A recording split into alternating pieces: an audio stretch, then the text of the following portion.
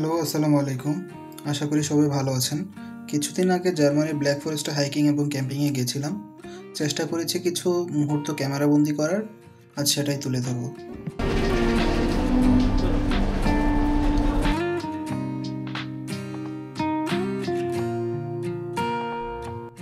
এটা বলে রাখা ভালো যে আমার শহর থেকে ব্ল্যাক ফরেস্টে যেতে বেশ কয়েকবার মাঝে ট্রেন পরিবর্তন করতে হয়েছিল।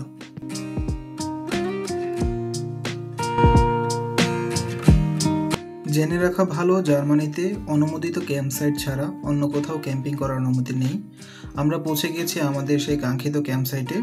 এখানে যে ছোট ছোট জলপ্রবাহ দেখতে পাচ্ছেন, এই সবগুলো সমন্বয়ে ব্ল্যাক ফরেস্ট থেকে উৎপত্তি ইউরোপের অন্যতম বৃহত্তম নদী দানিউবের, যা অনেকগুলো দেশের সাথেই সংযুক্ত।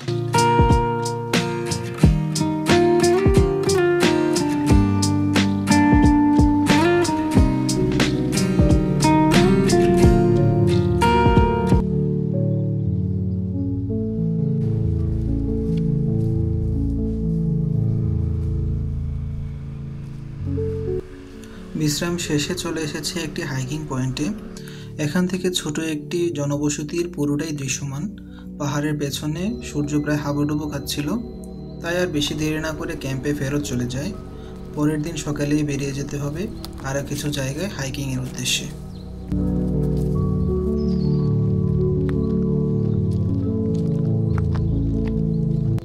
পরের দিন দেরি না করে সকাল সকাল বেরিয়ে পড়ি নতুন কোনো দৃশ্যের সন্ধানে। আপনারা দেখতে থাকুন, আশা করি ভালো লাগবে।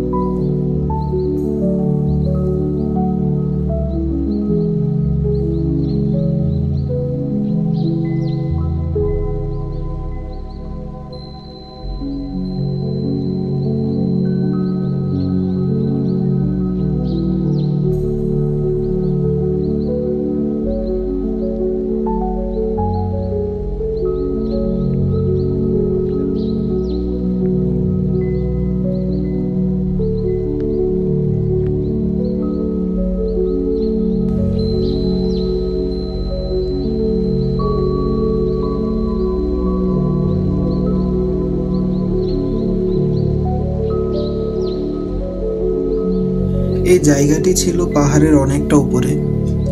মানুষ মূলত শহরের ব্যস্ততা ছেড়ে এখানে আসে কিছু বিশুদ্ধ হাওয়া, চোখ ও মনকে শান্তি দিতে। যা সবুজের চাদরে মোড়ানো এখানকার চারপাশ দেখলেই বোঝা যায়।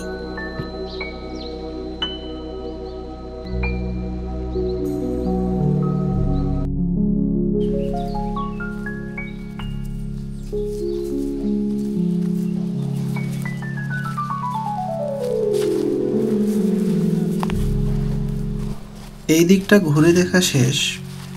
ক্যাম্পে ফিরে যেয়ে কিছুক্ষণ বিশ্রামের পর বিকেলে আবার বেরিয়ে পড়ব নতুন আরেকটি জায়গার উদ্দেশ্যে।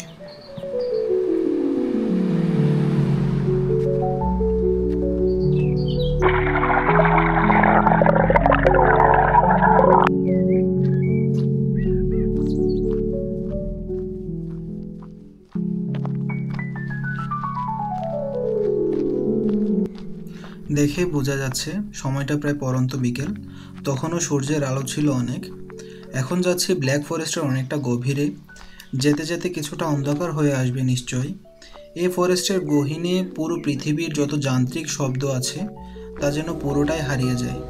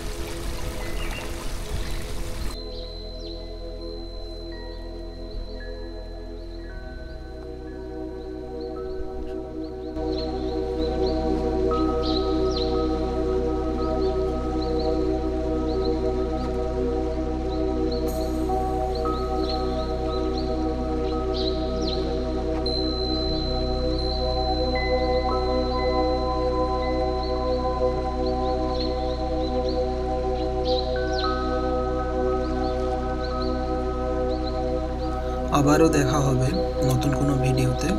ততদিন আপনারা সুস্থ থাকুন, ভালো থাকুন। আল্লাহ হাফেজ।